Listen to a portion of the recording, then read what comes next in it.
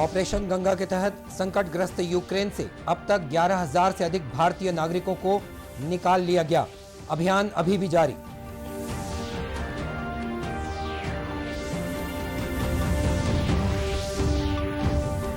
राज्यपाल ने कहा कि बस्तर में प्रतिभाओं की कमी नहीं है। प्रवास के दौरान बस्तरिया आर्ट की सराहना की।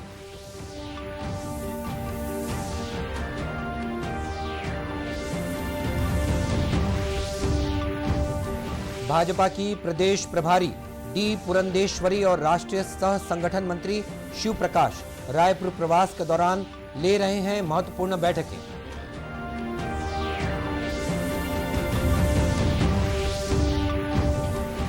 और सीआईएसएफ के स्थापना दिवस के मौके पर भिलाई में विशेष कार्यक्रम का आयोजन, अत्याधुनिक हथियारों का किया गया प्रदर्शन।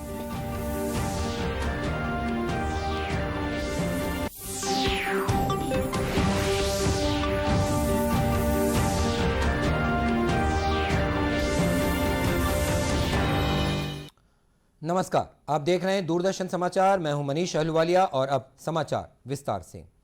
ऑपरेशन गंगा के तहत संकटग्रस्त यूक्रेन से अब तक 11,000 से अधिक भारतीय नागरिकों को निकाल लिया गया है।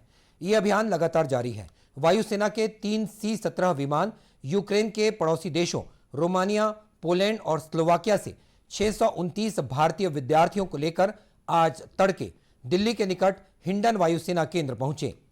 रक्षा राज्य मंत्री अजय भट्ट ने यूक्रेन से सुरक्षित निकाले गए विद्यार्थियों की अगवानी की। श्री भट्ट ने कहा कि युवा और साहसी विद्यार्थियों के चेहरों पर खुशी और राहत देखकर उन्हें प्रसन्नता हुई है।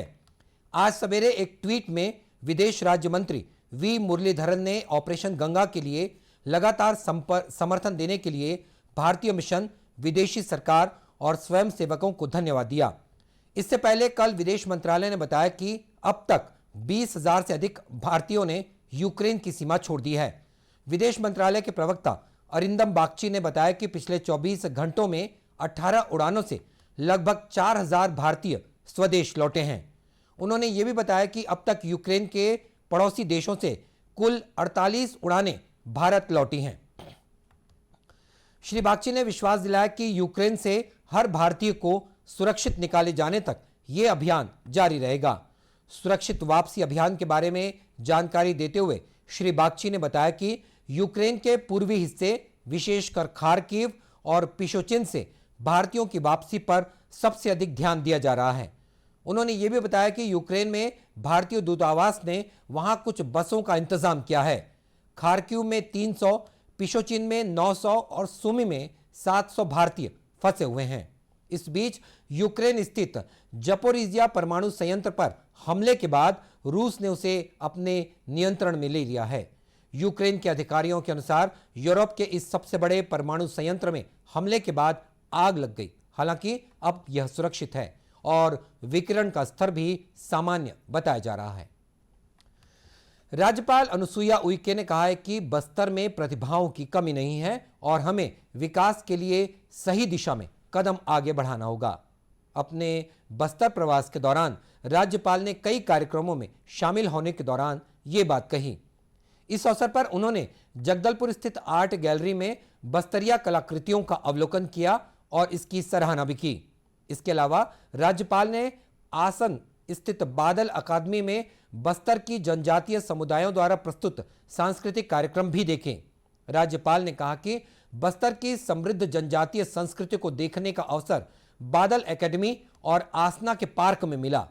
सुश्री उइके ने कहा कि बस्तर के आदिवासियों द्वारा परंपरागत तरीके से बनाए गए व्यंजन अब सभी वर्गों की पसंद बन रहे हैं।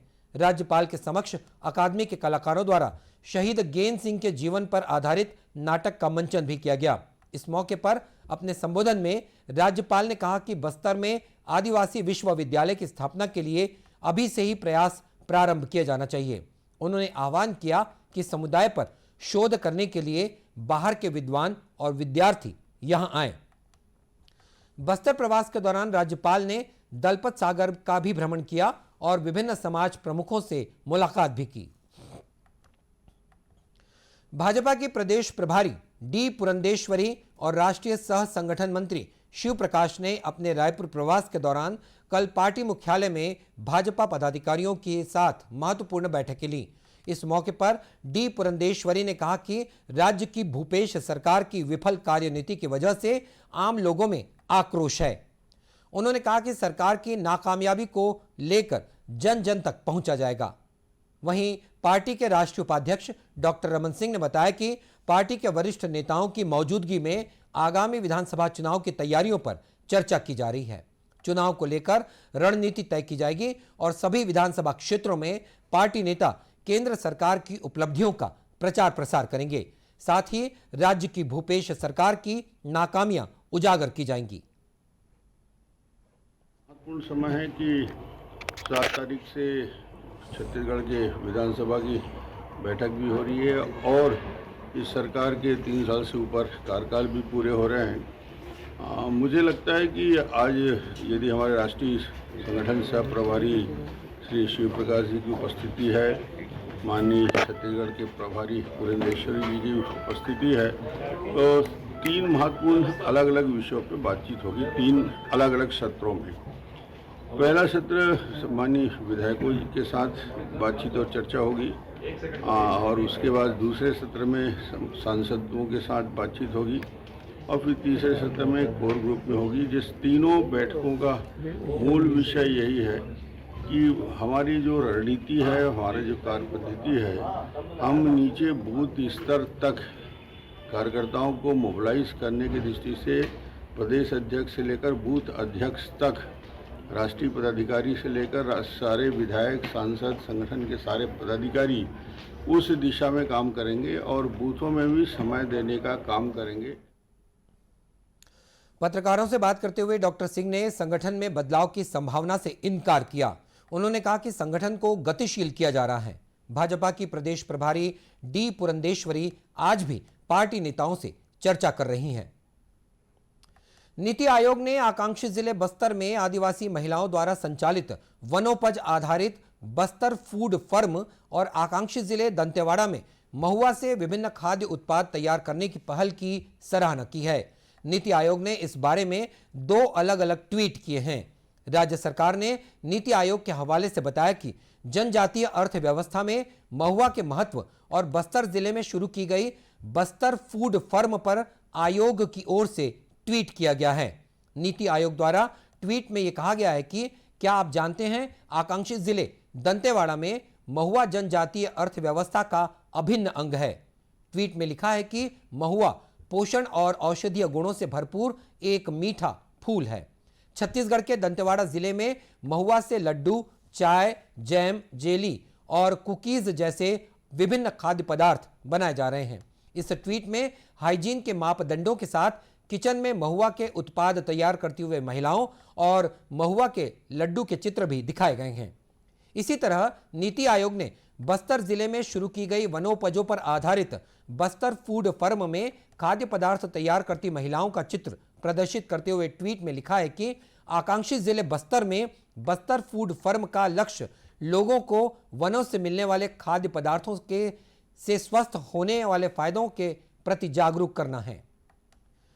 देश में अब तक 178 करोड़ 55 लाख से अधिक कोविड रोधी टीके लगाए जा चुके हैं। केंद्रीय स्वास्थ्य और परिवार कल्याण मंत्रालय के अनुसार कल 24,62,000 से अधिक टीके लगाए गए। कल 11,000 से अधिक लोग संक्रमण मुक्त हुए, जबकि 5,921 लोगों में संक्रमण की पुष्टि की गई। अभी 63,878 संक्रमितों का उपचार चल रहा है। देश में अब तक 4 करोड़ 23 लाख से अधिक लोग कोविड से मुक्त हो चुके हैं। स्वस्थ होने की दर इस समय 98.65% है। मंत्रालय के अनुसार देश में अब तक 77 करोड़ 19 लाख से अधिक कोविड जांच की जा चुकी है। कल 9,40,000 से अधिक नमूनों की जांच भी की गई। इधर छत्तीसगढ़ में कोरोना मरीजों के स्वस्थ होने और रोज कम संख्या में नए मरीज मिलने के कारण सक्रिय मामलों की संख्या घट रही है। सुकमा जिले में अभी कोरोना का एक भी सक्रिय मरीज नहीं है। प्रदेश में कोरोना संक्रमण की दर घटकर अब 0.49% पहुंच गई है। राज्य के 7 जिलों में कल कोरोना का कोई नया मामला नहीं आया। इस दिन प्रदेश भर में हुए 21,906 सैंपलों की जांच में 107 व्यक्ति कोरोना संक्रमित पाए गए। इस समय प्रदेश में 888 सक्रिय मामले हैं। वहीं कल कोरोना से किसी की भी मृत्यु नहीं हुई है। केंद्रीय औद्योगिक सुरक्षा बल सीआईएसएफ का आज 53वां स्थापना दिवस है। इस मौके पर छत्तीसगढ़ सहित पूरे देश में विभिन्न कार्यक्रमों का आयोजन किया जा रहा है। इस्पात नगरी भिलाई में आयोजित समारोह में भिलाई इस्पात संयंत्र के डायरेक्टर इंचार्ज अनिर्बान दासगुप्ता मुख्य अतिथि के रूप में उपस्थित थे। इस अवसर पर श्री दासगुप्ता ने सीआईएसएफ के मार्च का निरीक्षण कर परेड की सलामी ली। उन्होंने कहा कि रावघाट परियोजना पूरी होने पर संयंत्र में उत्पादन और अधिक बढ़ जाएगा। जो अभी बल है वो एक ही जगह बैठ के पूरे कारखाने का निरीक्षण कर पाएंगे। अच्छा, जहाँ पर आदमी जाना मुश्किल है, ऊपर में, छत में, चिमनी में, वहाँ का भी फोटो लेके वहाँ पर भी यदि कोई कमियां हैं वो भी दिखेंगे। अच्छा, इंफ्रारेड में रात के अंधेरे में दिखेगा। और यदि कोई संदिग्ध व्यक्ति या कोई गतिविधियाँ पाई जाती हैं, ड्रोन में देख के सीआईएसएफ की जो क्विक रिस्पांस टीम है वो बहुत ही जल्दी वहाँ पहुँच सकती है। क्योंकि इतना बड़ा कारखाना है, इसको हर समय जो निगरानी में रखना मैनुअल मोड पे ये असंभव सा है। सो ये ड्रोन इस कार्य में काफ़ी सहायता करेगा। समारोह में जवानों ने वेपन हैंडलिंग और ड्रोन का प्रदर्शन भी किया। साथ ही श्वान दस्ता भी लोगों का आकर्षण का केंद्र रहा। सुरक्षा को और भी मजबूत किया जा रहा है। गौरतलब है कि सीआईएसएफ सशस्त्र बल के रूप में देश के 353 महत्वपूर्ण प्रतिष्ठानों को सुरक्षा प्रदान कर रहा है। साथ ही करीब 104 पीएसयू को अपनी अग्निशमन सेवाएं भी उपलब्ध करा रहा है। मुंगेली में Swami Atmanand English medium school में पढ़ने वाले विद्यार्थियों ने खगोल विज्ञान के क्षेत्र में बड़ी उपलब्धि हासिल की है। इस स्कूल के विद्यार्थियों ने नासा की साझेदारी में आयोजित इंटरनेशनल एस्ट्रॉयड सर्च कैंपेन में हिस्सा लिया और एस्ट्रॉयड की खोज भी की। इनके एस्ट्रॉयड को ASM 0123 और ASM 0104 ये नाम दिए गए हैं। इस स्कूल के विद्यार्थी अपनी नियमित पढ़ाई के साथ साथ एस्ट्रोफिजिक्स के क्षेत्र में कार्य कर रहे हैं। स्कूल की व्याख्याता और फिजिक्स लैब प्रभारी पारुल ओझा और विद्यार्थी आर्यन कुजूर, प्रांजल श्रीवास्तव और समीर बंजारे के समूह ने खगोल विज्ञान के क्षेत्र में अंतर्राष्ट्रीय प्रतियोगिता एस्ट्रॉयड सर्च कैंपेन में हिस्सेदारी कर अंतरिक्ष में पाए जाने वाले एस्ट्रॉयड्स की खोज की है। विद्यार्थी अपनी इस उपलब्धि से इस क्षेत्र में और बेहतर काम करने के लिए उत्साहित हैं। 3 लोग हम लोग दोस्त लोग थे और अब हम लोग को इस पे इंटरेस्ट आ गया, तो हम लोग अपने दूसरे दोस्त लोगों को भी बता रहे हैं कि ये अच्छी चीज़ है, इसमें हम लोग को करना चाहिए और बहुत इंटरेस्टिंग है। हाँ, ये बहुत इंटरेस्टिंग है और विशेष है मुंगेली के लिए भी और हमारे लिए भी। हम लोग को सेट पेपर आता है, प्रैक्टिस सेट पेपर IASC के द्वारा, जिसमें हमको इस बार 24 सेट पेपर आए थे, जिसमें हमको शुरू के 1 महीने तो पहले क्लासेस चली, फिर उसके बाद हम लोग ढूंढे तो अभी लास्ट वाले सेट में हमको 2 एस्टेरॉइड्स मिले, तो उसको हम लोग डिटेक्शन के लिए भेजे थे। तो प्राइमरी स्टेज डिटेक्शन हो गया, अब वो आगे होगा तो उसमें 1 से 1.5 साल लगेगा।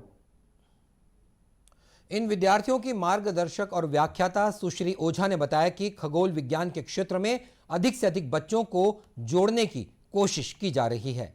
सिटीज़न प्रोजेक्ट है जो IASC के थ्रू कैंपेन चलाए जाते हैं और इसमें इसका मेन फोकस रहता है कि ज़्यादा से ज़्यादा लोगों को जोड़ा जाए और हमने इसमें अपने बच्चों को जोड़ा था, जिसमें एक एस्टेरॉयड सर्च कैंपेन चलाया गया था। इसी में हमारे स्टूडेंट्स ने काम किया और अभी प्राइमरी स्टेज ऑक्यूपाई किया हमने, जो वेरीफाई हो गया है, सर्टिफिकेट भी आ गए हैं उसके। प्रोविजनल स्टेज अभी बाकी है, एक स्टेप और ही वेरीफाई होगा। अच्छा लग रहा है सर, हम और बच्चों को जोड़ने की कोशिश कर रहे हैं ये, क्योंकि स्कूल लेवल में अभी ज़्यादा बच्चे से कनेक्ट नहीं होते, उन्हें नहीं पता कि एस्ट्रोफिज़िक्स क्या होता है। तो ये छोटी सी कोशिश है हमारी, ताकि ज़्यादा से ज़्यादा बच्चों को हम इसमें जोड़ सकें। अभी 3 से 4 बच्चे थे और अब और भी इवन क्लास 8 ऑनवर्ड सब बच्चे इसमें जुड़ना चाह रहे हैं, तो हम कोशिश कर रहे हैं उनको भी जोड़ने की इसमें। स्कूल प्रबंधन के साथ ही प्राचार्य IP यादव भी खुद को गौरवान्वित महसूस कर रहे हैं। नासा के थ्रू ही ये सब खोज जो है वो जारी किया जाता है, खोज के लिए परमिशन दिया जाता है। उसके द्वारा इन्होंने जो काम किया है उनको महत्व मिला है और आगे भी जो भी विद्यार्थी इस दिशा में काम करेंगे उनको शाला की ओर से पर्याप्त सहयोग और सुविधा दी जाएगी। आपको बता दें कि ये सर्च कैंपेन एक सिटीजन साइंस प्रोग्राम है जिसमें छात्रों को उच्च गुणवत्ता वाले एस्ट्रोनॉमिकल डेटा मुहैया कराए जाते हैं। ये एक विश्व स्तरीय योजना है जिसमें बच्चों की रुचि बढ़ाने का प्रयास किया जा रहा है। और इसी के साथ ये समाचार बुलेटिन समाप्त हुआ। नमस्कार।